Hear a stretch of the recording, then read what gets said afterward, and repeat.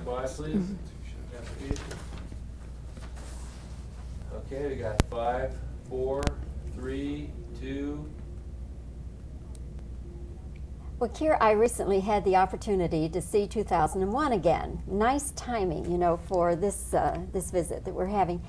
And again, I looked at it and I thought, poor Bowman, there he is up there, you know, worrying around, meeting the end of everything, his demise, and then now it's 2010 and here you are. Movie magic. Isn't it? Really though, at the end when 2001 ended, what was your appraisal of what was going on with him? I didn't have the foggiest idea. I mean, we could all guess, but my guess wouldn't be any better than yours just because I was in the film. I had to wait till Arthur Clarke came along and wrote another book to know for sure. What did you think when they came back to you and said, okay, now we want you to reprise this role? They didn't actually come to me. It was actually something I generated. I didn't think it was anything for me in this film because the character I play in the book hardly appears at all visually. He's there, but he's a non-visual entity, except for one brief scene with his wife when he bleeds through a television set. And it was only when I met Peter Hyams, which was due to a phone call I made. I was out here visiting, and someone said, oh, do you know Peter Hyams is doing the film? I said, no, yeah, he's doing it at MGM. So I said, oh, all right, I might as well not waste the visit. So I called up. We had never met. I left a message. He called back, and he invited me for lunch to the commissary. And I told him what I told you about I hadn't imagined there was anything in this, etc.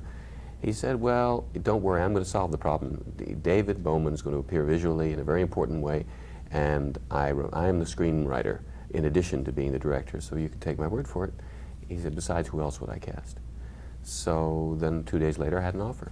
And then it was that point I had to start thinking how I felt about it. And I feel fine about it. It's a very different film. It is not an imitation of 2001, fortunately. There's some legitimate links there with 2001, the voice of Hal, my own presence, and that marvelous music.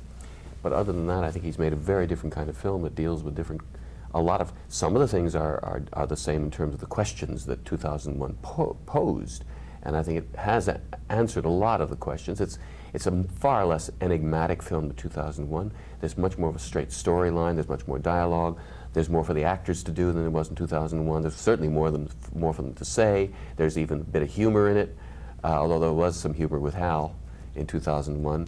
And altogether, there's also a very important message, although it's not a message film. I got to stop telling, you know, everyone, I've been telling them there's this marvelous thing where, because my own daughters what they responded to most was what I had to say about the superpowers.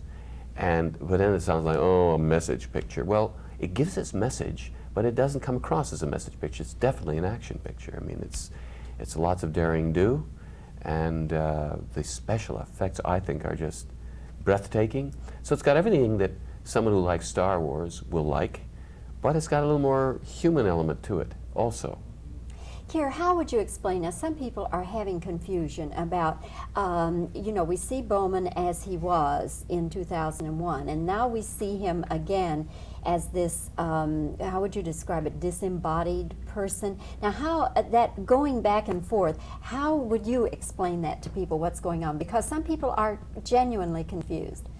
Well, he's been through some transformation, very profound transformation, which is caused by whatever presence the monolith represents. We never do see. Kubrick and Peter were very wise to never actually show you what the aliens look like. They just show you their representatives, in a sense. Or if it's God, there's some who feel it's God. That's why I see that it's like a giant Rorschach test, 2001. You know, it's whatever you read into it. It's like seeing an abstract painting as opposed to a realistic painting. It's your personal experience with the painting. You may never come up with what what the painter intended. So maybe we'll be wide apart in our opinions from what Stanley Kubrick intended or Arthur Clarke, although Arthur Clarke is more explicit because it's a written media rather than a film media. But what did you ask me again? I suddenly felt I was going on and on and on. Well, going back and forth between... Going back and forth, it really is a result of this contact.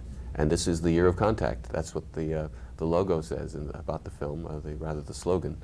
And but you know, acting is such a subjective job. You do your job, you learn your lines, you come on the set, and hopefully you're real. There's an old saying, I think, that Alfred Lunt or Lynn Fontanne, I think it could, what is acting? Or maybe John Gielgud said this. You learn your lines, you learn your moves, and you look the other actor in the eye and you tell the truth. And that's how he summed up what acting is. You must have had to spend a tremendous amount of time in makeup. I did spend quite a bit of time, but less than the first film. They have accelerated and improved the techniques. The oldest age in 2001, when I was really ancient, lying on the bed, reaching up to the monolith, that took 12 hours. The same age version, which appears in 2010, took 6 hours. So we cut half the time off.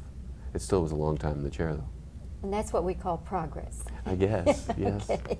Keir, congratulations. Wonderful performance, and I'm so happy that you're back in this story, and I hope the people will be curious enough, without us giving too much away, that they'll just go and find out for themselves and make up their own minds. Thank you. I think you got a hit on your hands. I think we might, yeah. Okay, thank you.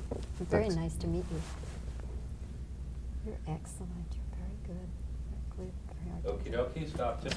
Right. Oh. Stand by, please, Jay. Okay. And we're standing by, you're gonna be right about here. Yeah. Good. And 5, 4, 3, 2, 1. At the end of 2001, what did you think happened to David Bowman?